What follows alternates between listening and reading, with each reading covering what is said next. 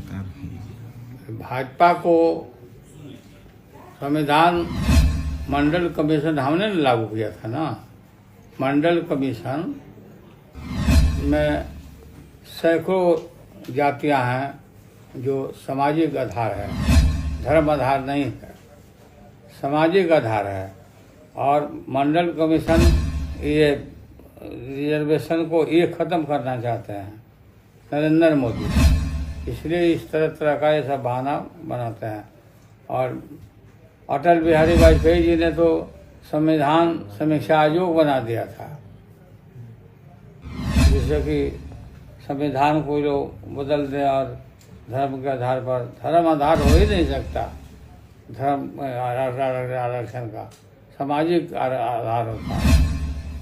हम लागू किया, हम जानते हैं, हम से तो नरेंद्र मोदी।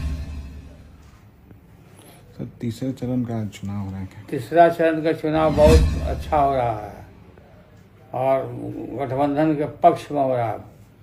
बड़ी बड़ी लाइनें लगी हुई है और हम उम्मीद करते हैं कि 5 सीट पर हम आगे रहेंगे।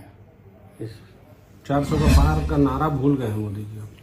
400 के पार का नारा ये तो अपने पार हो खत्म हो गया ना। ये 400 बोल रहे हैं। ठीक।